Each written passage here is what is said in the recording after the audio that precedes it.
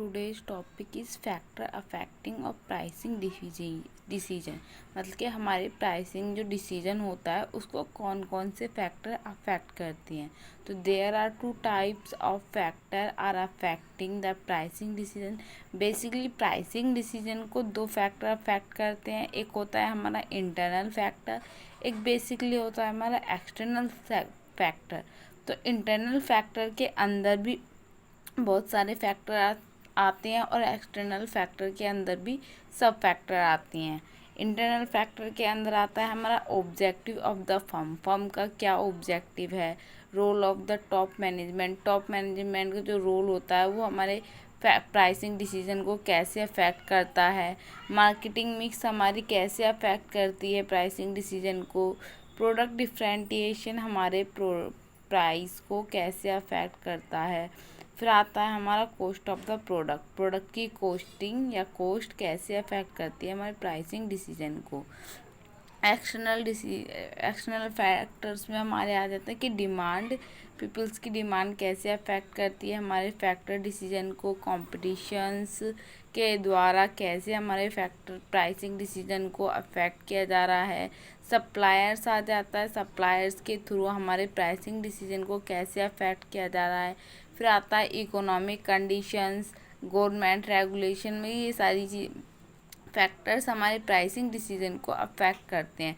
तो पहला internal factor में आता है हमारा ऑब्जेक्टिव ऑफ द फर्म का जो ऑब्जेक्टिव होता है वो हमारे प्राइसिंग डिसीजन को कैसे अफेक्ट करता है। तो अ फर्म में हैव वेरियस डिसीजन, एक फर्म होती है उसके डिफरेंट डिसीजंस होते हैं, उसके अलग अलग डिसीजंस होते हैं। जैसे कि एक प्रोडक्ट से रिलेटेड उसके बहुत सारे डिसीजंस होते हैं कि प्रोडक्ट के क्या प्राइस रखने हैं और कैसे हमें प्रॉफिट अर्न करना है। तो ये सब क्या उसको बहुत सारे डिसीजंस हो जाते हैं, तो ये हमारे प्राइसिंग को अफेक्ट करते हैं। फर्म के ऑब्जेक्टिव में आ जाएगा कि हमें क्या कितनी मैक्सिमम सेल करनी है अपने प्रोडक्ट की, कैसे प्रॉफिट अर्न करना है, कितनी रिवेन्यू जनरेट करनी है, क्या मार्केट शेयर्स होएगा, कितना मैक्सिमाइजिंग मार्केट शेयर्स रखना है जिससे प्रॉफिट हो। तो ये सब क्या करते हैं हमारी प्राइसिंग डिसीजन को अफेक्ट करते हैं, क्योंकि हमें क्या करना होता है, हमें फर्म का मेन ऑब्जेक्टिव क्या होता है, प्रॉफिट अर्न करना होता है। तो अगर जब वो उसका मेन ऑब्जेक्टिव है प्रॉफिट अर्न करना, तो उसी अकॉर्डिंग वो अपने प्राइसिंग डिसीजंस को रखेगी। तो इससे क्या होगा, हमारा प्राइसिंग डिसीजन अफेक्ट होगा। फिर आता है रोल ऑफ टॉप मैनेजमेंट का जो रोल होता है वो हमारे प्राइसिंग डिसीजन को कैसे अफेक्ट करता है। तो it is the top management which generally has full authority over pricing. जो टॉप मैनेजमेंट होता है उसका क्या होता है, फुल अथॉरिटी होती है प्राइसिंग डिसीजन लेने की, उसको पूरी अथॉरिटी होती है।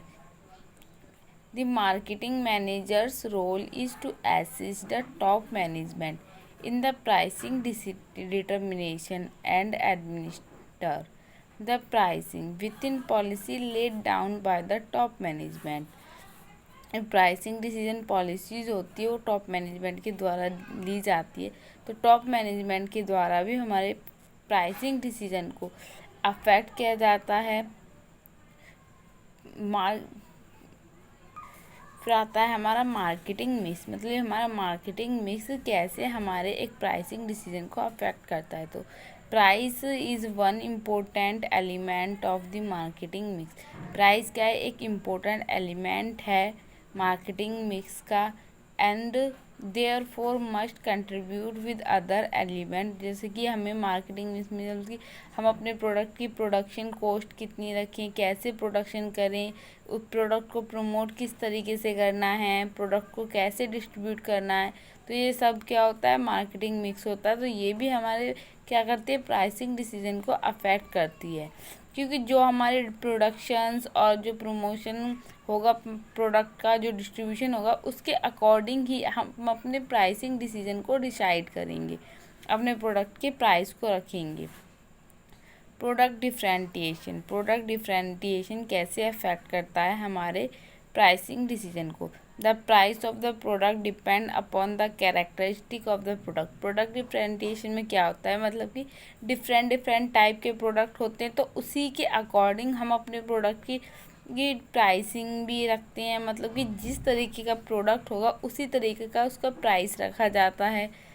जैसे कुछ अट्रैक्टिव प्रोडक्ट होते हैं जिससे कस्टमर क्या होते हैं उस प्रोडक्ट की तरफ ज़्यादा अट्रैक्ट होते हैं, तो उस product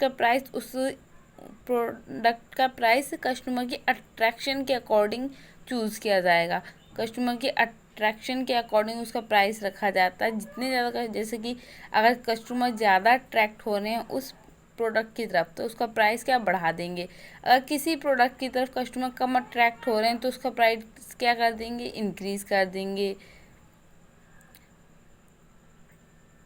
cost of the product, product की कॉस्ट कैसे अफेक्ट करती है। Cost and price of the product are closely related. Cost और प्राइस क्या होते हैं, एक दूसरे के बहुत ज़्यादा क्लोजली रिलेटेड होते हैं, इसलिए यह इम्पोर्टेंट फैक्टर है कॉस्ट ऑफ प्रोडक्शन हमारे प्राइसिंग डिसीजन को अफेक्ट करने के लिए। क्योंकि हम अपने प्रोडक्ट में कितनी कॉस्ट लगा रहे हैं, कितनी लागत उसमें लगा रहे हैं, तो उसी के अकॉर्डिंग हम अपने प्रोडक्ट का प्राइस डिसाइड करते हैं कि हमें अपने प्रोडक्ट का प्राइस इलास्टिक रखना है या लास्टिक रखना है, कितनी प्रोडक्शन लगी है, कितनी कॉस्ट हमारे प्रोडक्ट बनाने में लगी है और मार्केट में उसकी कितनी डिमांड है, कितना कंपटीशन है, तो उसके अकॉर्डिंग हम प्राइस को डिसाइड करते हैं। तो कॉस्ट ऑफ प्रोडक्ट भी हमारे प्राइसिंग डिसीजन को अफेक्ट करता है। फिर आता है हमारा एक्सटर्नल फैक्टर। एक्सटर्नल फैक्टर्स में आता है demand. The market demand for a product और service has a big impact on pricing. मतलब जो मार्केट डिमांड होती है किसी भी प्रोडक्ट को परचेज़ करने की या सर्विसेज लेने की, वो भी एक बहुत बड़ा इम्पैक्ट डालती है हमारे प्राइसिंग डिसीजंस में। Since demand is affected by the prospective buyers, their capacity and willingness to pay, their preference etcetera. मतलब कि डिमांड में क्या होता है, डिमांड अफेक्ट करती है हमारे प्राइसिंग डिसीजन को। मतलब कि ये देखते हैं कि जो बायर्स है उसकी प्रोस्पेरिटी कितनी है, उसकी कैपेसिटी है उस प्रोडक्ट को परचेज़ करने की या नहीं, कि वो उसके लिए उस प्रोडक्ट के लिए प्रीफर है या उसकी विलिंगनेस टू पे है उस प्रोडक्ट के लिए। तो ये भी क्या करता है, हमारे प्राइसिंग डिसीजन को अफेक्ट करता है और उसी अकॉर्डिंग हमारे प्राइस को फिक्स किया जाता है। कंपटीशन भी हमारे प्राइसिंग डिसीजन को अफेक्ट करता है। अगर मार्केट में ज़्यादा कंपटीशन होगा तो हम उस अकॉर्डिंग अपने प्राइसिंग डिसीजंस डिसाइड करेंगे। अगर लो होगा तो उसी अकॉर्डिंग हम अपनी प्राइसिंग डिसीजन को डिसाइड करेंगे। जैसे कि competition in the market is a crucial factor in the price. Competition क्या है, मार्केट में एक क्रूशियल फैक्टर है हमारे प्राइसिंग को अफेक्ट करने का। जो कॉम्पिटिटर्स होते हैं changing for similar product and what possibility lie ahead for rising and lowering price also affect pricing। मतलब ये कंपटीशन अगर मार्केट में ज़्यादा कंपटीशन होता है तो हम अपने प्राइसिंग को चेंज कर देते हैं, प्रोडक्ट की प्राइसिंग चेंज कर देते हैं। तो ये भी क्या करता है, हमारे प्राइसिंग डिसीजन पे अफेक्ट डालता है। अगर सिमिलर प्रोडक्ट के लिए मार्केट में ज़्यादा कंपटीशन होगा तो हम क्या करेंगे, उस टाइम पे अपने प्रोडक्ट का प्राइस घटा देंगे। अगर लो कंपटीशन होगा तो हम अपने प्रोडक्ट के प्राइस बढ़ा देंगे।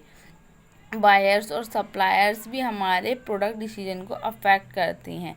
जैसे कि बायर्स जो होते हैं, मतलब कि कस्टमर्स का नेचर कैसा है, बिहेवियर कैसा है, उसके प्रोडक्ट को परचेज़ करने के लिए उसकी क्या विलिंगनेस है, तो वो भी क्या करते हैं, हमारे प्रोडक्ट पे अफेक्ट डालते हैं। सप्लाई जैसे कि सप्लायर्स ने प्रोडक्ट में क्या मटेरियल्स यूज़ किया है, क्या इनपुट निकल के आया है, तो वो भी क्या करते हैं, हमारे प्राइसिंग डिसीजन पे अफेक्ट डालते हैं। फिर आता है इकोनॉमिक कंडीशन।